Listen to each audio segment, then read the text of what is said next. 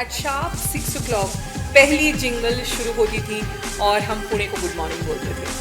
मैं ये सोचती हूँ, आप कई सारी सेलिब्रिटीज की इंटरव्यूज लेते हैं, जी। उनसे मिलते हैं।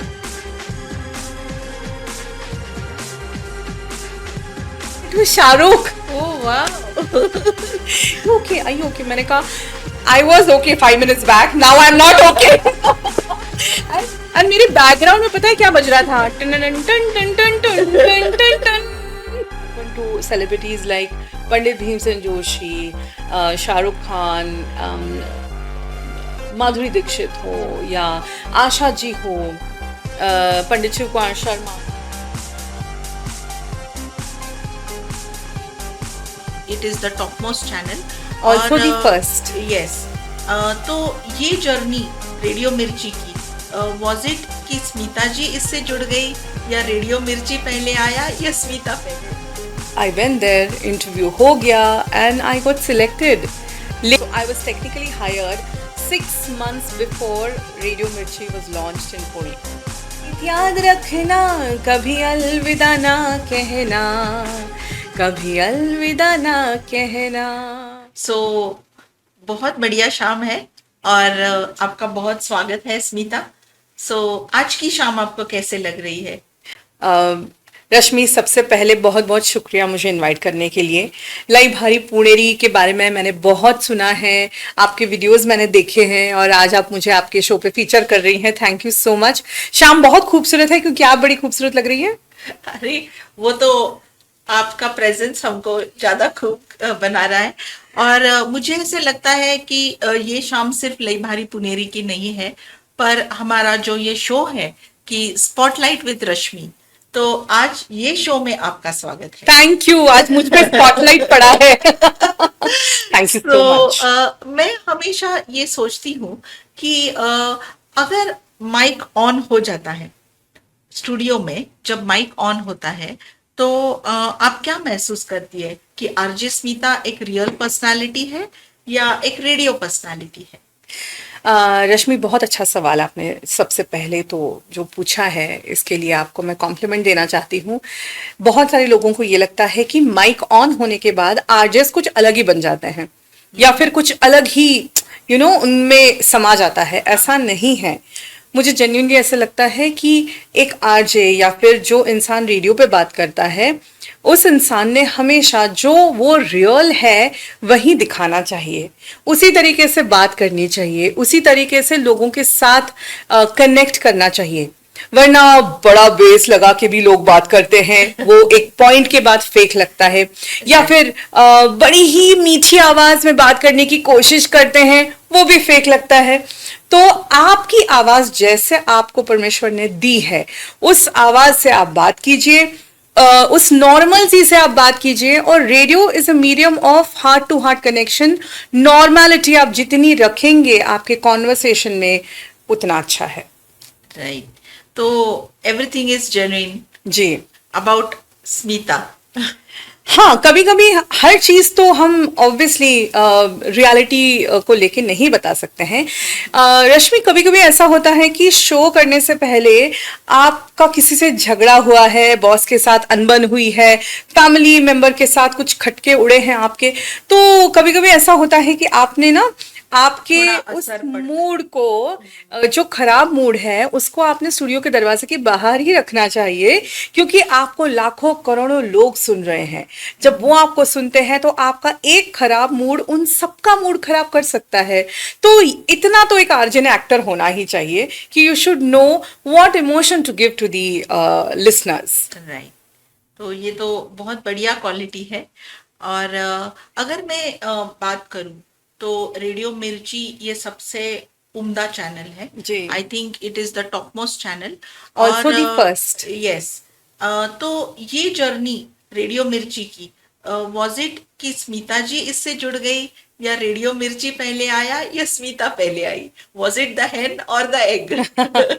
नहीं, मेरा करियर प्राइवेट एफएम में रेडियो मिर्ची के साथ ही शुरू हुआ। ये बात है 2002 साल की। पुणे में जब रेडियो मिर्ची शुरू हुआ तो वहाँ से मेरा शो शुरू हुआ था। सुबह 6 से 7 बजे वो शो होता था जिसका नाम था आलाप, और क्लासिकल म्यूजिक बेस्ड वो शो था और मैं वो होस्ट किया करती थी। तो यस, मेरी जर्नी मिर्ची के साथ ही शुरू हुई है। हालांकि उससे पहले नासिक के आकाशवाणी में मैं इंटर्न थी, तो वहाँ जब कॉलेज में थी तो 2-3 महीने की इंटर्नशिप मैंने कर ली थी। लेकिन career wise yes, I started with radio मिर्ची। राइट। सो जब आप इंटर्न थी, इंटर्नशिप क्या रेडियो में बहुत आसान होती है? अभी तो बहुत अलग है। हमारे ज़माने में इंटर्नशिप, अब हमारे ज़माने में जब मैं कहती हूँ तो I am talking about almost 25-26 years right, ago. उस वक्त जब मैं आकाशवाणी में इंटर्नशिप कर रही थी तो सब कुछ करना पड़ता था रश्मि। मतलब स्पूल्स उठा के अनाउंसर को जाके देना, कभी कोई उनको पानी देना, वो बड़े बड़े दरवाजे खुले रखना, या फिर कोई स्क्रिप्ट उनको हाथ में जाके देना, वो सब हमने किया है। लेकिन उसमें ना एक मज़ा भी था क्योंकि हम कुछ ना कुछ सीख रहे थे। तो that learning was very interesting, it was getting beautiful. इसलिए वो इंटर्नशिप मैंने बहुत एंजॉय की, और उस इंटर्नशिप के मुझे थोड़े बहुत पैसे भी मिले थे, तो it was great wow. Fun. तो वाज स्मिता ऑलवेज एस्पायरिंग और ड्रीमिंग कि आप आरजे बनोगी, या it was a coincidence? It was a complete coincidence, I would say. मैंने बीएससी किया था जोलॉजी में, उसके मतलब नासिक से। मैं HPTRY में थी, नासिक के बहुत अच्छे कॉलेज में। ओके। उसके बाद मैं पुणे आई मेरा पोस्ट ग्रेजुएशन करने के लिए इन एंटोमोलॉजी। जब मैं ये कर रही थी तो उस वक्त मैं सर्विस सिलेक्शन बोर्ड, जैसे आर्मी की जो एंट्रेंस है उसकी तैयारी मैं कर रही थी। ओ माय गॉड, मैं so it NCC was. Cadet थी। हाँ जी, एनसीसी कैडेट थी। तो मेरा पूरा फोकस था कि इधर आर्मी में जाना है या फिर पोस्ट ग्रेजुएशन करके आप किसी कॉलेज में लेक्चरर या यू नो राइट। प्रोफेसर बन जाए। वो मेरा एक गोल था कि कुछ इस तरीके का करना है। रेडियो बिल्कुल दूर दूर तक नहीं था मेरे प्लान में। लेकिन जब मैं एमएससी कर रही थी रश्मि, उस वक्त एक छोटी सी एड टाइम्स ऑफ इंडिया में हमने देखी। मेरे एक दोस्त ने मुझे वो भेजी। मैं उस वक्त हॉस्टल में रहती थी, पूरम हॉस्टल इन पुणे, जेएम रोड पे ही है वो। और जब उन्होंने मुझे वो ऐड भेजी मैंने देखी, और मैंने कहा ठीक है चलो, एक ऑडिशन ऐड है तो कर लेते हैं। तो बस हंसते खेलते हम एक दो फ्रेंड्स चले गए, ऑडिशन हमने दे दी, और उसके बाद मैं भूल गई। कुछ 2 या 3 महीने के बाद हमारे हॉस्टल में, पूरम हॉस्टल में, मुझे फ़ोन आया। उस वक्त मोबाइल्स नहीं थे, लैंडलाइन। लैंडलाइंस हुआ करती थी। राइट। तो लैंडलाइन पे फ़ोन आया और मुझे फ़ोन पे एक बड़ी खूबसूरत आवाज़ ने बताया कि आप वो ऑडिशन आपने जो दी थी ना मैडम, वो आप सिलेक्ट हो गई हैं ओ। उसमें। तो मुझे लगा कि अब मैं ऑल इंडिया रेडियो में जाने वाली हूँ as an announcer. Private FM, radio Mirchi 93.9, 98.3, कुछ पता नहीं था। और जब मैं एक्चुअली मेरे इंटरव्यू को गई, मतलब ऑडिशन के बाद इंटरव्यू राउंड था, और वो इंटरव्यू राउंड था ब्लू डायमंड में, जो एक 5 स्टार फाइव स्टार। होटल है। और इमेजिन कीजिए, नासिक से आई हुई स्मॉल टाउन गर्ल जो पढ़ाई कर रही है पुणे में, जॉब नहीं है, राइट। पैसे नहीं है, मम्मी डैडी से या फिर मेरे दादाजी से रिक्वेस्ट कर करके कुछ पैसे मंगाए हैं, और फिर ब्लू डायमंड में जाना। पहली बार एक सिंपल सी घरेलू लड़की एक ब्लू डायमंड जैसे 5 स्टार में जा रही है, लोगों को मिल रही है, ये मेरे लिए बिल्कुल सब कुछ नया था। और आई वेंट देयर, इंटरव्यू हो गया एंड आई गॉट सिलेक्टेड। लेकिन जब तक हाथ में ऑफर लेटर नहीं आया था, मुझे ये पता ही नहीं था।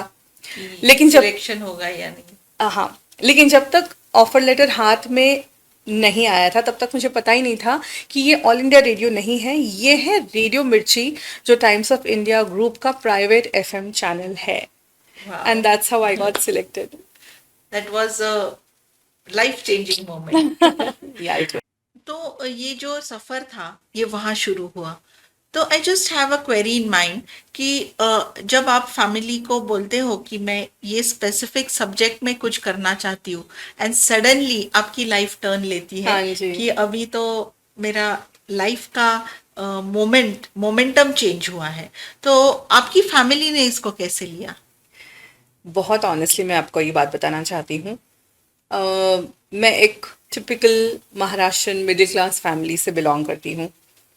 और वो होता है ना कि मिडिल क्लास फैमिली में जल्दी अगर आपको कुछ अलग ट्राई करना है तो वो सपोर्ट नहीं मिलता, क्योंकि एक इनसिक्योरिटी होती है, पता नहीं ये वर्क करेगा कि नहीं। तो मैंने जब मेरे फैमिली को, मेरे डैडी मम्मी को बताया, दे वर इमीडिएटली नॉट वेरी सपोर्टिव। हाँ, मेरे दादाजी ने और मेरी बुआ ने मुझे ज़रूर सपोर्ट किया था उस वक्त, और उन्होंने कहा कि हाँ ट्राई कर लो, देखते हैं कैसे होता है, क्या होता है।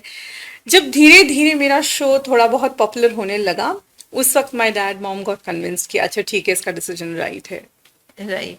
क्योंकि बहुत बार लाइक ऑडियंस में बहुत श्रोताएं हैं जो आपको सुन रहे हैं, द ऑडियंस, उनको लगता होगा कि is it a good career path, right. And when we have to actually channelize them, या आई थिंक उस जमाने में एक रेडियो जॉकी होना वाज अ न्यू ट्रेंड, बिल्कुल। it was not a career path, तो it would have been taken as a different way, और जैसे आपने बताया, जैसे सक्सेस मिलता गया they accepted it, ji. so that is a great thing।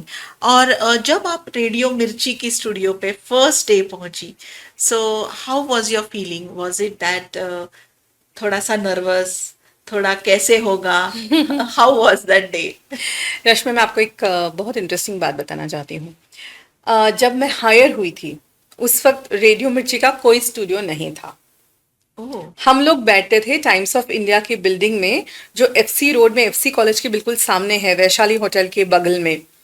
वो, और हम लोग वहीं पे बैठते थे ऑन द थर्ड और फोर्थ फ्लोर। हमको दो तीन डेस्क दिए थे, और हमको कहा था कि बस अब यहाँ पे बैठ के प्लानिंग वैनिंग जो करना है कीजिए। So I was technically hired 6 months before Radio Mirchi was launched in Pune. और वहाँ बैठ के हम प्लानिंग करते थे, शोज कैसे बनाने हैं, या फिर आपके गाने क्या होंगे।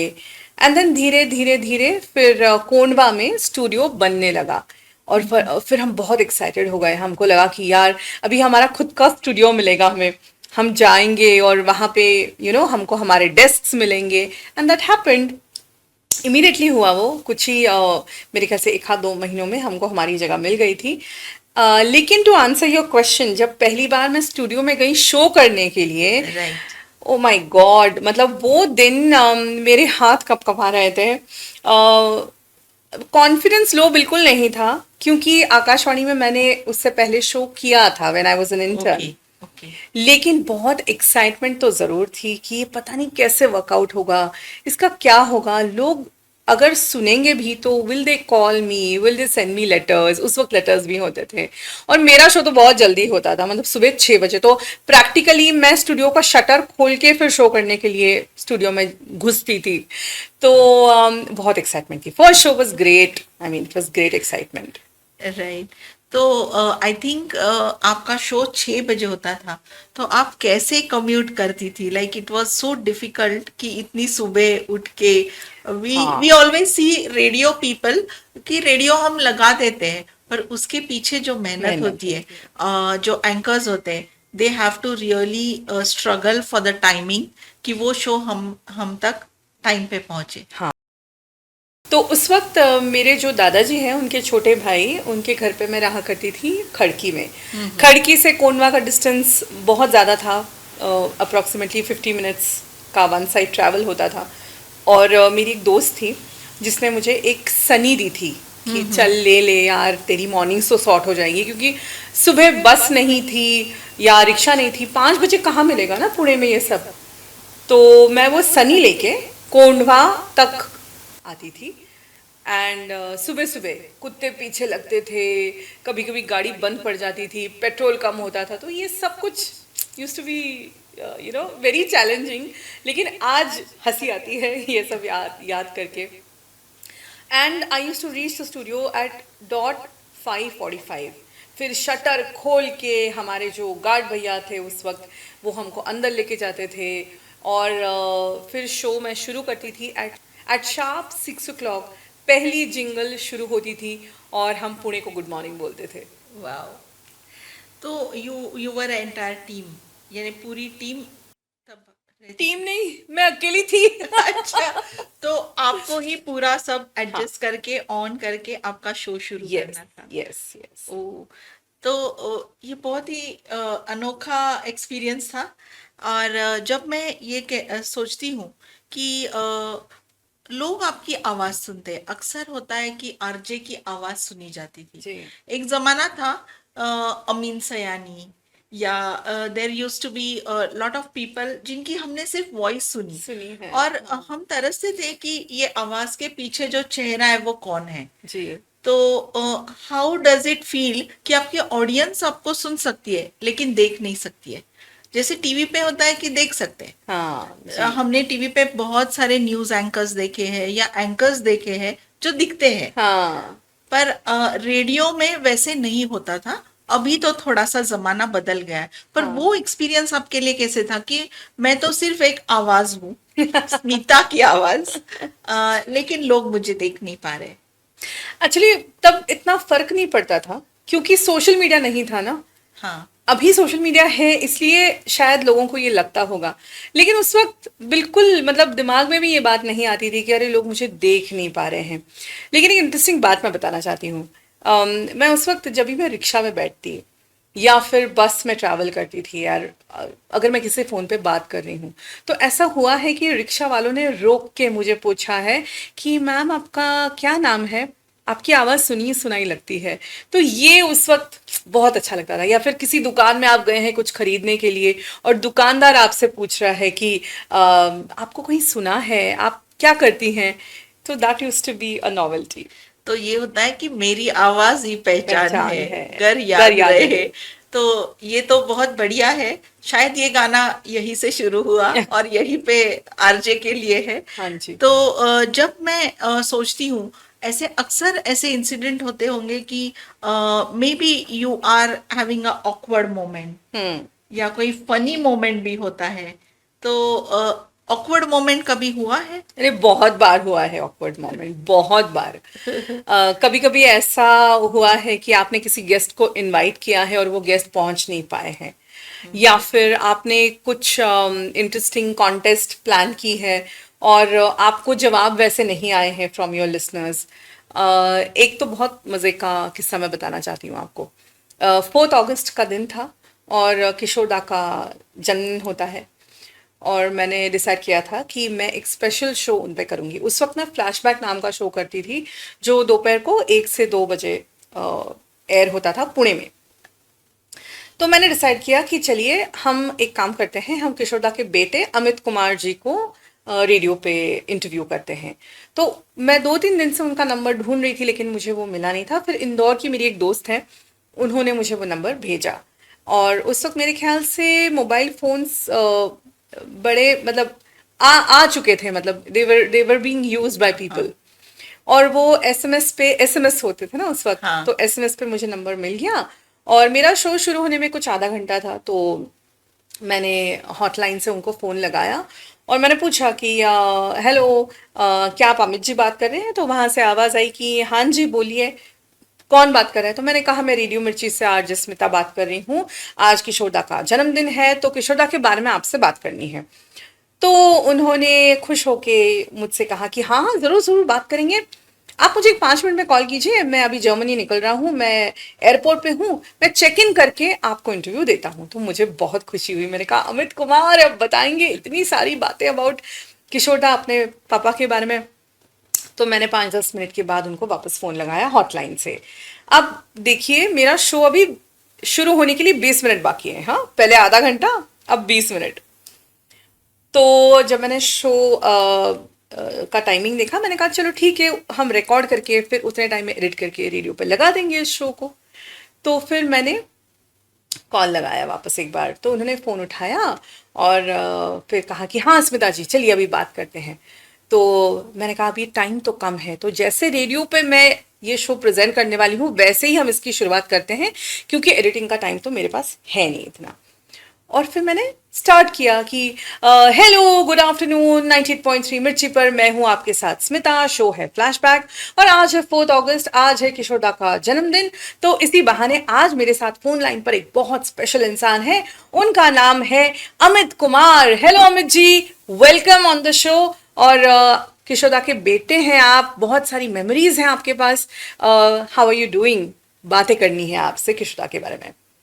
और वहां से 2 सेकंड के लिए सन्नाटा। रश्मि, आवाज आती है? स्मिता जी, शायद कोई कंफ्यूजन हुआ है। मैं अमित तो हूं, लेकिन मैं अमित कुमार नहीं हूं। ओह। फिर मेरे तो हाथ पैर ठंडे पड़ गए। मैंने कहा यार अब क्या करें, ये है कौन? क्योंकि उन्होंने मुझे ये तो कहा था कि हाँ हम बात करेंगे। तो मैंने कहा चलिए अभी कुछ मैनेज कर लेते हैं। तो मैंने कहा कोई बात नहीं, किशोरदा तो हम में से हर एक की जिंदगी का एक बहुत अहम हिस्सा रहे हैं। आप बताइए कि किशोरदा आपकी जिंदगी में आपसे कैसे जुड़े हुए हैं। मैंने सवाल ही चेंज कर दिया। ओके। और फिर उन्होंने कहा कि देखिए स्मिता जी, मैं अमित कुमार नहीं हूँ, मेरा नाम अमित खन्ना है। और मेरी जिंदगी का जो सबसे पहला गीत था वो किशोरदा ने गाया था। और फिर मैं और थोड़ी मतलब मैं कंफ्यूज हो गई कि अच्छा मतलब ये लिरिसिस्ट है, लेकिन अभी थोड़ा रिसर्च तो करना चाहिए। तो यहाँ पे इंटरव्यू रिकॉर्ड हो रहा है और यहाँ पे उसको गूगल आ चुका था। तो गूगल कर रही हूँ मैं उनका नाम, अमित खन्ना कौन है ये देखते हैं। और मेरे सामने इंफॉर्मेशन आ गई, लिरिसिस्ट अमित खन्ना।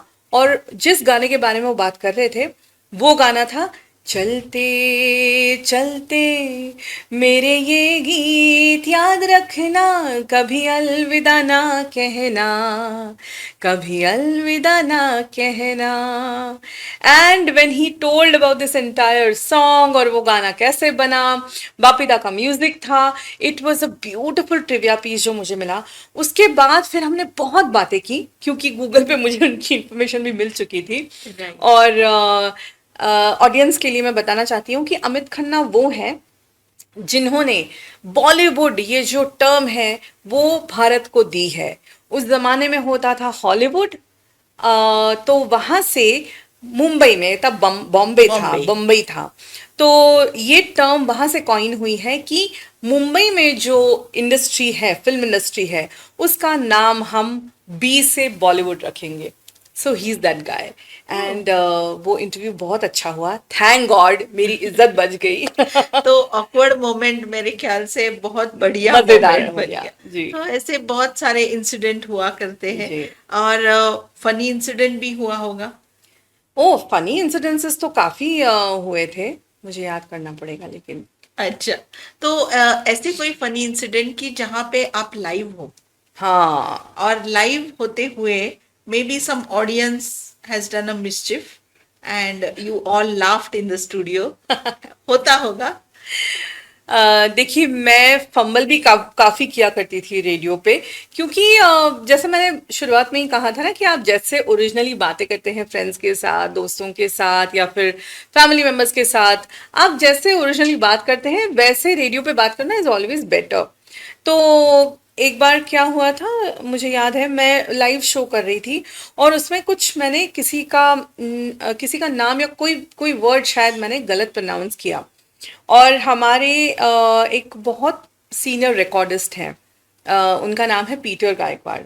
तो उन्होंने बहुत बड़े बड़े आर्टिस्ट को रिकॉर्ड किया है and he was listening to me that time on air. और मैंने कुछ गलत बोल दिया और उसके बाद तो कवर अप भी तो करना था ना, तो मैंने फिर वो बातों बातों में फिर बोल दिया मैंने कि अरे, मराठी में बात करी थी उस वक्त मैं, तो मैंने बोल दिया कि अरे होतं असं कधी कधी, जास्त मनावर घेऊ नका। And then I played the next song. जैसे ही मैंने अगला गाना प्ले किया, पीटर जी का मुझे फोन आया और वो फोन पे इतना हंसने लगे, इतना हंसने लगे। ही सेड तुमने मिस्टेक तो की थी, गलती तो तुमसे हो गई थी, लेकिन तुमने जो कवर अप किया ना वो सुन के मुझे ज्यादा हंसी आ रही है। तो मैं बस बताना चाहता था कि ये बहुत अच्छा लगा मुझे, तुमने जो ऑनेस्टली कबूल कर दिया ना कि हाँ बाबा ये हो गया है मुझसे। तो होता है ऐसे ऐसे।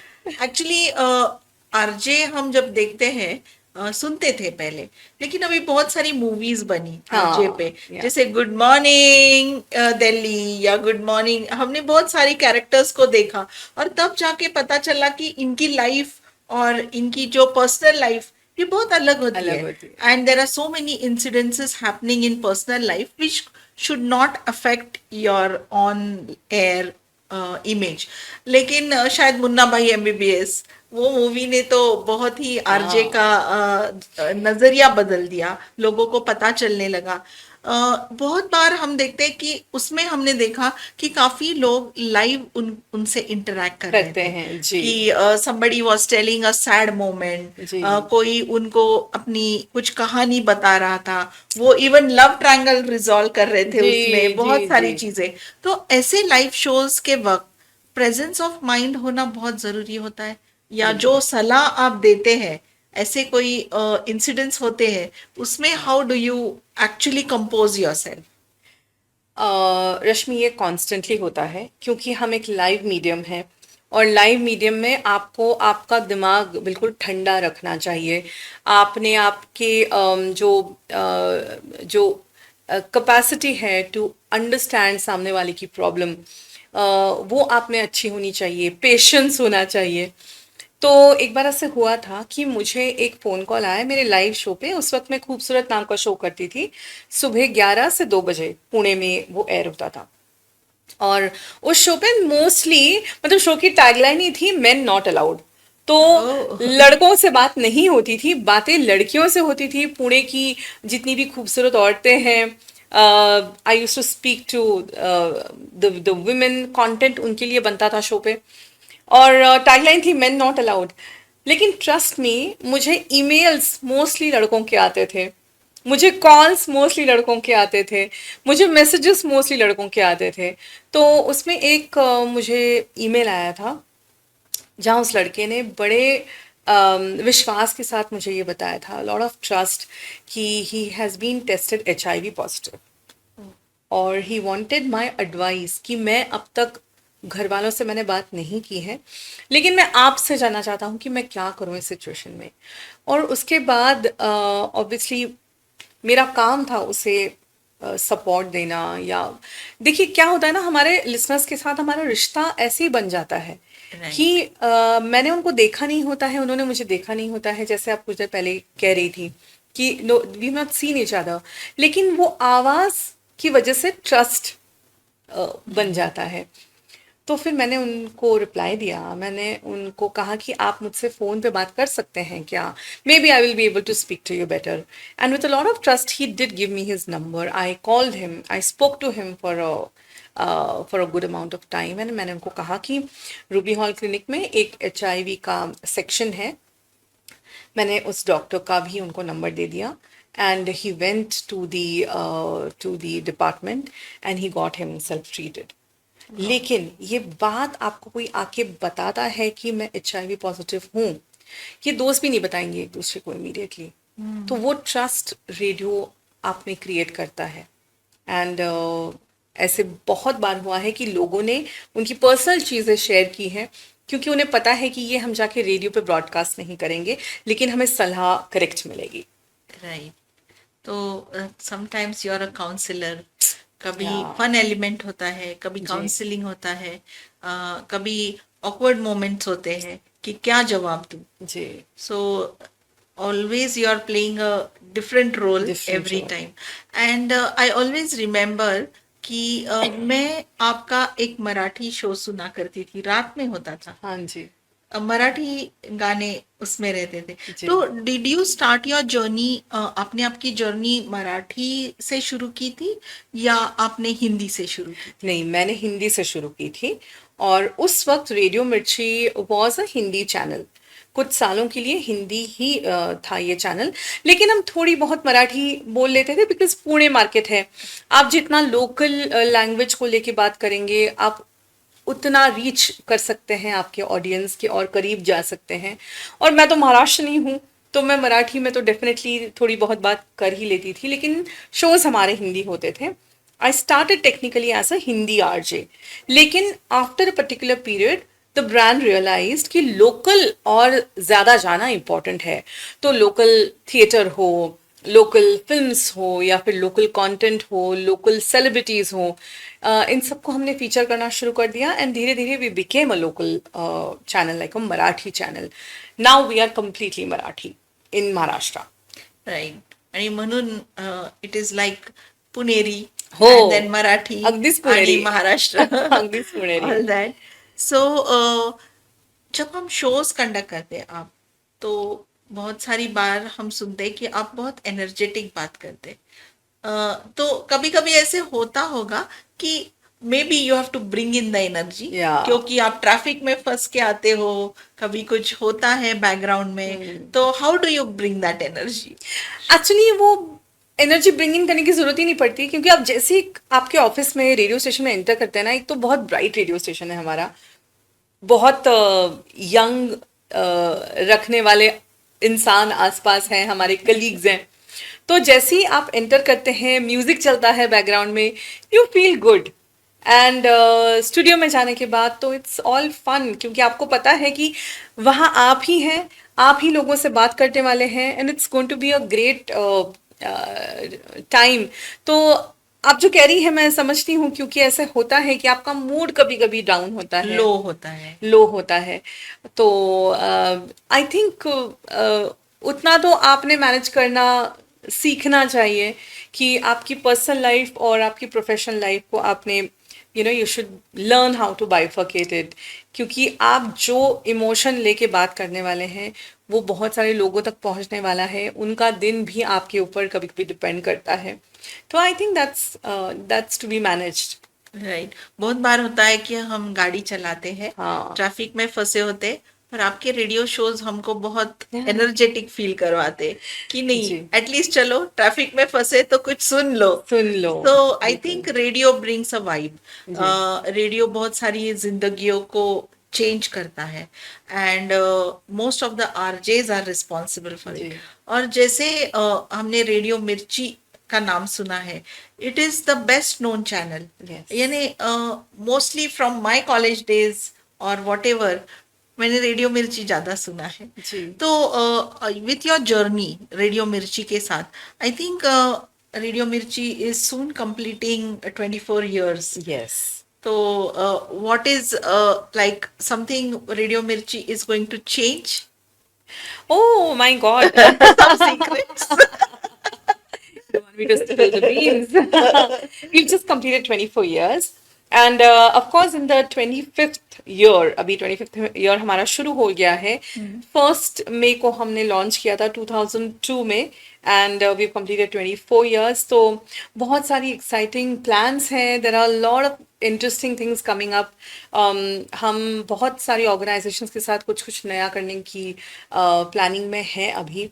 And it's going to be great. I mean, the sound is definitely going to be fresher, nicer. वैसे भी इन 24 सालों में हमने हमारी साउंड को बहुत बार फ्रेशन अप किया है, रिवाइव किया है, रिफ्रेश किया है. तो क्या होता है ना कि जनरेशन्स चेंज होती जाती हैं रश्मि, और जब जनरेशन्स चेंज होती हैं तो आपने उनके साथ खुद को अडाप्ट करना भी बहुत इम्पोर्टेंट होता है. या फिर अगर आप नहीं करेंगे तो आप डेटेड बन जाएंगे, आप पुराने बन जाएंगे. तो ये रेडियो स्टेशन हो या फिर एक इंसान हो, you have to move with the times. If you don't do that, you will become dated, redundant, and that is something nobody should go through. तो फिर चाहे चैट जीपीटी सीखना हो या फिर व्हाट्सएप पे अलग तरीके से लोगों से कॉन्वर्स करना हो, सोशल मीडिया को अपनाना हो, मेरे ख्याल से कि हाँ, मुझे लगता है कि हर इंसान ने इस एक चीज़ को अडॉप्ट करना ही चाहिए कि how to change yourself with the time. अभी तो एआई भी आ गया है, तो एआई सीखने से लेकर उसे हमारे डे टू डे लाइफ में लेके आना, उसका सही तरीके से इस्तेमाल करना, this is I think everybody should be doing. So yeah, there will be a lot of changes, and the changes will be only to entertain our listeners. That's nice. So I think with the trend, go with the trend. Go with the trend. So Radio Mirchi is going with the trend. Yes, always. Right. तो जब मैं ये सोचती हूँ, आप कई सारी celebrities की इंटरव्यूज लेते हैं, जी। उनसे मिलते हैं, तो हाउ इज द फीलिंग कि when you meet them, do you feel connected, या आपको लगता है कि ये celebrities, wow, like I am meeting one of them, ऐसे कभी एनी सी मेमोरेबल सेलिब्रिटी? रश्मि, ये सेलिब्रिटीज जो होते हैं ना वो बिल्कुल आपकी और मेरी तरह होते हैं। अ, ऐसा कुछ अलग कभी मुझे तो कोई एक्सपीरियंस नहीं आया है। क्या होता है ना, इंटरव्यू करते वक्त अगर वो ऑनेस्टली आपसे बात कर रहे हैं तो वो कॉन्वर्सेशन खूबसूरत बन जाता है। लेकिन अगर कोई एक फेस लगा के बैठा है सामने तो फिर उनके दिल तक ना हम पहुंच पाते हैं ना वो हमारे दिल तक पहुंच पाते हैं। And to answer your second question, celebrities बहुत फन लविंग, हमारे भारत के celebrities are fun loving celebrities. with the times they have also updated themselves, they have also changed. बहुत बार ऐसे होता है ना कि इंटिमिडेट हो जाते हैं सामने वाले, जब कोई मतलब जब हमारे आरजेस नए होते हैं तो कभी कभी ऐसा होता है कि एक प्रेशर आ जाता है कि पता नहीं मैं इनसे बात कैसे करूंगा या कैसे करूंगी। लेकिन कुछ सेलिब्रिटीज ऐसे होते हैं जो आपको खुद कंफर्टेबल कर देते हैं। तो अब मेरे साथ बात ये हुई थी कि मैं कभी किसी सेलेब के पीछे पागल नहीं थी। शाहरुख भी मुझे एक पर्टिकुलर पॉइंट के बाद अच्छे लगने लगे। अच्छा। So so because I was not star struck, कभी ऐसे नहीं हुआ।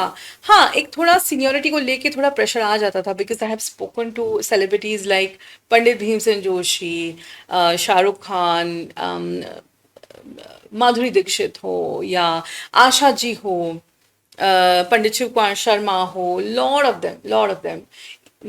तो एक प्रेशर तो होता है, लेकिन वो एक होता है ना कि भाई स्ट्रेस, पता नहीं मैं बात करूं या नहीं करूं, ये पूछूं या नहीं, ये मेरे साथ नहीं हुआ।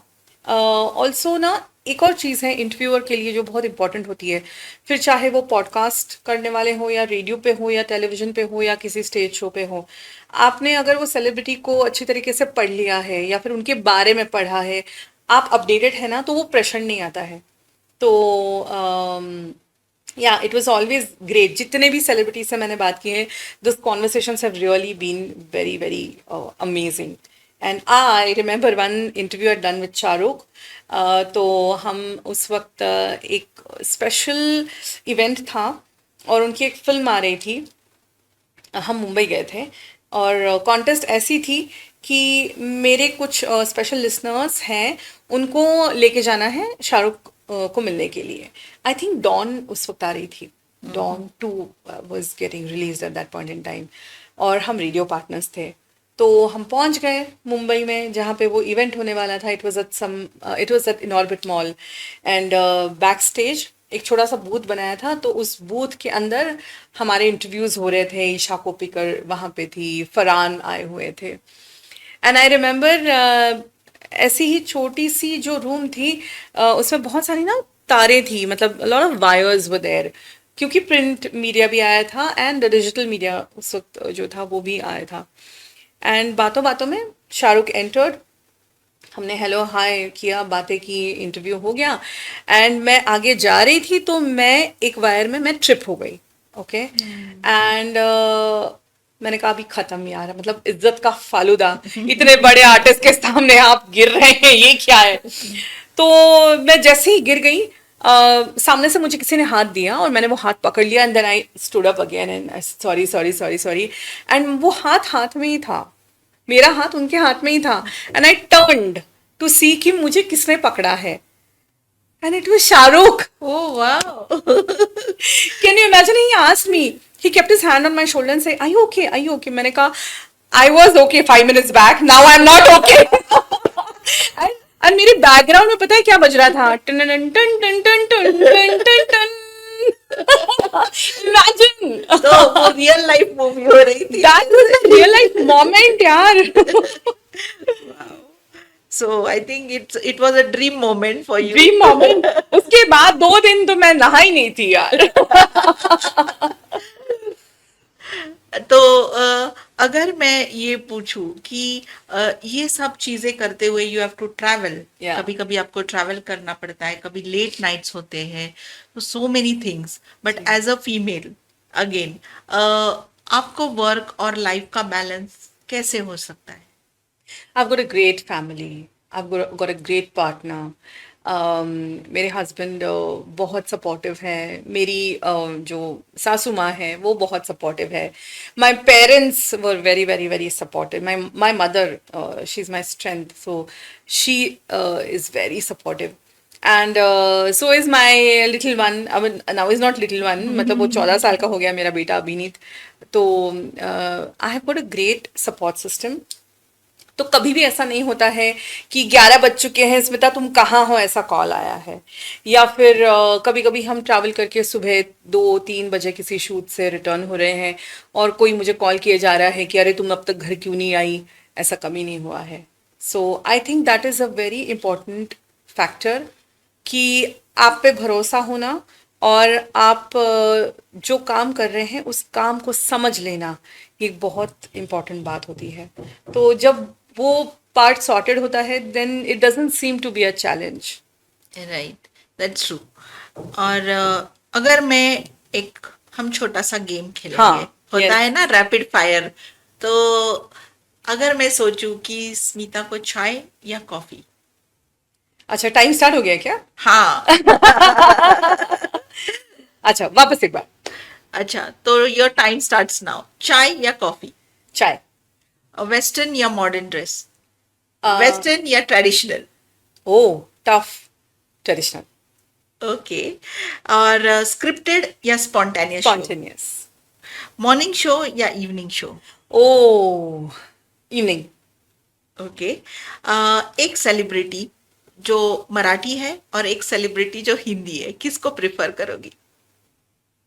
ओ, that's really tough.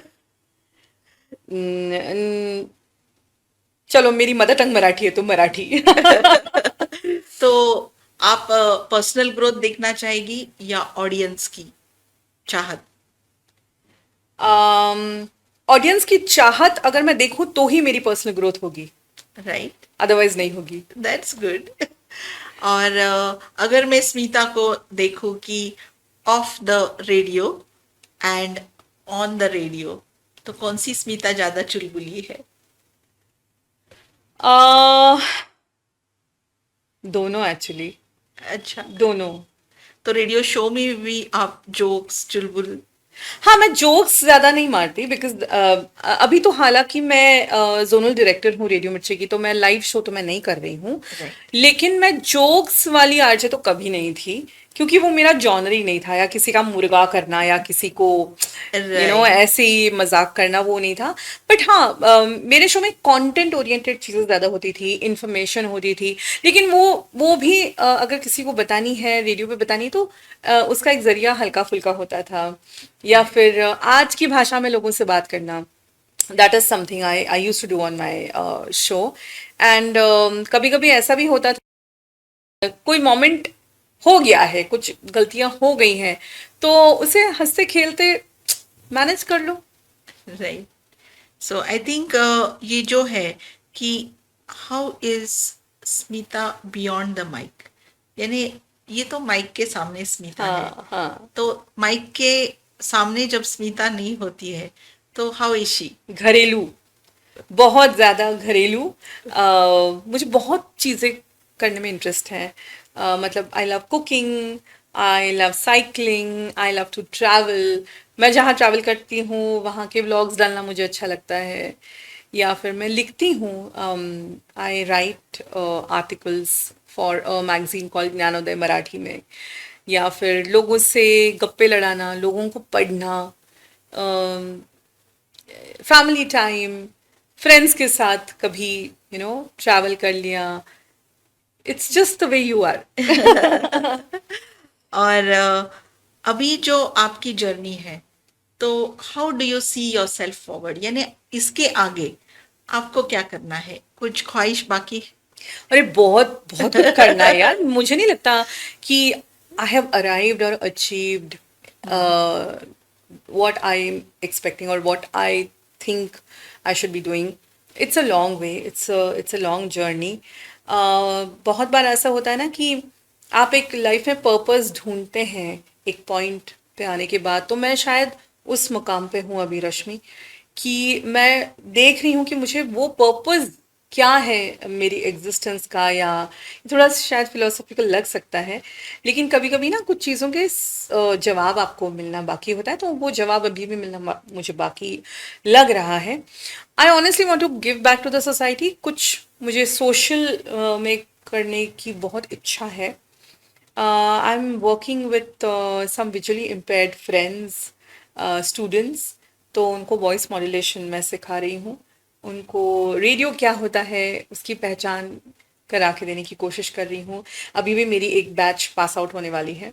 I work with जागृति school for the blind girls की स्कूल है, तो मेरी अगली बैच अभी अगले जून से या जुलाई से शुरू हो जाएगी. ऑडियो बुक्स हमने बहुत बनाए हैं, ऑडियो फिल्म्स हमने बनाए हैं बच्चों के लिए. तो ऑडियो मीडियम में जब आप काम कर रहे हैं तो मुझे लगता है कि you can also give back in the same way. Everything is not going to be glamorous, everything is not going to be for money. You have to give back some part of it, और ये करने का मुझे मौका मिला. इसके लिए मैं तो बहुत ऊपर वाले से शुक्रिया कहती हूँ कि मुझे आपने वो मौका दिया. तो बहुत चीज़ें करनी है मुझे. ट्रैवल, जैसे मैंने कहा ना कि ट्रैवल मुझे बहुत अच्छा लगता है करना, तो मैं एक ना ट्रैवल शो करना चाहती हूँ. I don't know when would that happen. जैसे भटकंती भटकंती वगैरह सारखं, हाँ करेक्ट. मिलिंद गुणा जी वाज एन आइडल, है ना. कभी डाउन द लाइन अगर मौका मिला और टाइम मिला तो I would also want to start my own food channel. ये दो चीजें तो हमेशा दिमाग में. Travel and food. Travel and food, these are my first go to things if you ask me. और मुझे ना महाराष्ट्र की चीज़ों को लेके एक बहुत अलग सी फीलिंग है. मतलब because I have been born and bought up in a Maharashtrian family myself. मुझे ना वो पुराना महाराष्ट्र हो या महाराष्ट्रन कल्चर हो, फूड हो, या फिर हा आपले गड किल्ले जे आहेत बरोबर. त्यांच्याविषयी एक वेगळी आस्था है. तर वो अगली जनरेशन तक लेके जाने की कोशिश अगर मैं कर पाऊँ किसी माध्यम से, I would love to do it. Right. और जैसे कि मैं जानती हूँ कि आपके हस्बैंड अमित जी वो भी बहुत बढ़िया एंकर होस्ट है. जी, होस्ट है. तो कभी ऐसे घर पे नोकझोंक होती है कि आज तूने ये बोला या वो बोला? होता होगा, because of course his field is different. Different, आप एक अलग चीज है. तो कभी ऐसे does he help you Yeah. To share something? या डॉक्टर अमित त्रिभुवन मेरे जो हस्बैंड हैं वो खुद एक बहुत पॉपुलर वॉइस ओवर आर्टिस्ट हैं. उनकी एक हिंदी फिल्म को नेशनल अवार्ड भी मिला था जिसके लिए उन्होंने वॉइस ओवर दिया था. ही इज़ द होम्योपैथ, और वो बहुत सारे शोज़ भी होस्ट करते हैं. वो डायरेक्टर भी हैं, लेखक भी हैं, कवि भी हैं. तो मैं उनको मेरा गुरु मानती हूँ, और मैं ये मानती हूँ कि मैंने उनसे जितना भी सीखा है वो मेरी लाइफ में हमेशा अच्छा ही रहा है. तो नोक झोंक होती रहती है, क्योंकि उनकी तरफ से नहीं होती, मेरी तरफ से होती है. क्योंकि कभी कभी ना उनकी कोई पोस्ट देख के मैं बोलती हूँ ऐसी पोस्ट नहीं करनी चाहिए थी, ऐसे करनी चाहिए थी. क्योंकि मैं समझती हूँ कि मुझे बहुत ज्यादा नॉलेज है सोशल मीडिया का एज कम्पेयर टू हिम, तो मैं हमेशा वो ताना मारती रहती हूँ. लेकिन he has been extremely helpful. एक शो था रश्मि, और उस शो में मुझे होस्टिंग करनी थी, एंकरिंग करनी थी, और मुझे बहुत फीवर हुआ था उस वक्त. तो I think it was a very big stage show in Pune, और मैं कोई प्रिपरेशन नहीं कर पाई थी. I was down with fever for close to 5 days. Amit ने मुझे स्क्रिप्ट लिख के दी थी हाथ में, एंड लिटरली वो पानी, गर्म पानी और मेडिसिन लेके विंग में बैठे थे कि अगर मुझे ज़रूरत लगी तो ही विल बी देयर. और मेरा गला उस वक्त बैठा हुआ था, तो script by script he had told me what to say on the stage. Right. So इतना सपोर्ट कौन करता है. So he is rather one of my closest friends. And वो जो मैंने बताया था ना स्टार्टिंग में कि मेरे एक दोस्त ने मुझे छोटी सी एड भेजी थी कि हम ऑडिशन देते, तो ही वाज द वन. ओह, तो वो दोस्त ही आपके हस्बैंड बन गए Correct. बाद में. Correct. That's good. तो ये सफर तो बहुत सारी कहानियां हैं, बहुत बड़ा सफर है। आई थिंक एक शो में तो ये समेटा नहीं जा सकता। पर मैं ये कहना चाहूंगी कि स्मिता जी, आप एक आदर्श है जो युवा पीढ़ी कुछ बनना चाहती है। कि कभी कभी लाइफ हमको अलग अलग टर्न्स पे, अलग अलग मोड़ पे आजमाती है, जी। पर हमको क्या चुनना है जिससे हम सक्सेसफुल हो। तो इसका एक एग्जाम्पल हो आप। और मैं चाहती हूँ कि आप में एक गुण है जो शायद ऑडियंस को नहीं पता, कि आप बहुत अच्छा गाती है। तो हम ऐसे चाहते हैं कि जब हम ऑडियंस के साथ अभी इंटरेक्ट कर रहे हैं फेस टू फेस, तो आपका एक पसंदीदा गाना हो जाए ऑडियंस के ओह, लिए। ओके।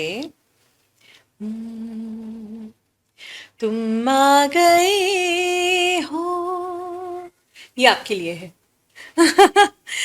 नूर आ गया है, इसे करना चाहिए। नहीं तो चरागों से लौ जा रही थी, जीने की तुमसे वजह मिल गई है, बड़ी बेवजह जिंदगी जा रही थी, तुम आ गए हो, नूर आ गया है। वाह। तो यस टू द ऑडियंस, आज हमारे साथ थी स्मिता जी। और बहुत ही बढ़िया हमने जानकारी ली स्मिता जी से। तो स्मिता जी, हमारे शो पे स्पॉटलाइट विद रश्मि आने के लिए बहुत बहुत शुक्रिया। और सब दर्शकों को, दर्शकों की ओर से और मेरी ओर से आपको बहुत बहुत शुभकामनाएं। और thank you. Please carry our regards for radio Mirchi, जो कि थोड़े ही दिनों में 24 साल पूरे कर रहा है। तो all the best to you and your channel.